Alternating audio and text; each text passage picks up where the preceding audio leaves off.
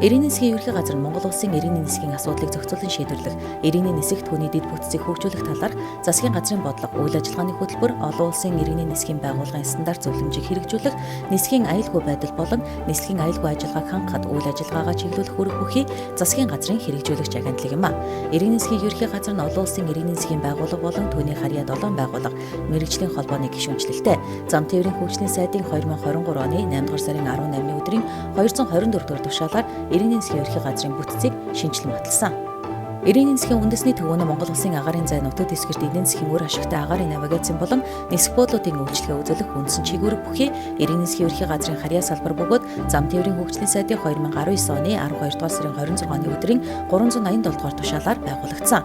Ирээний засгийн үндэсний төвөнд 5 газар, 1 алд, 1 хэлтстэй 16 салбар нэгж 17 орон нутгийн нисэх буудлуудаагаар үйл ажиллагаагаа явуулж байна.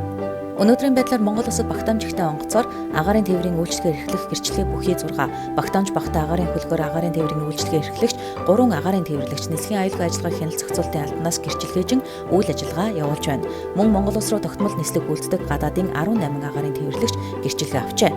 Монгол улсад бүртгэлтэй 60 агаарын хөлөг байна. 2023 оны 10 дугаар сарын 27-ны өдрийн өглөөний 6 цагийн байдлаар олон улсын хуваарь нислэгийн 20 чиглэл дотоодын 3, гадаадын 11 агаарын тээвэрлэгч нийтдээ 1,107,937 зорчигч, орон нутгийн 9 чиглэлд 3 агаарын тээвэрлэгч нийтдээ 345,082 зорчигч тус тээвэрлсэн байна.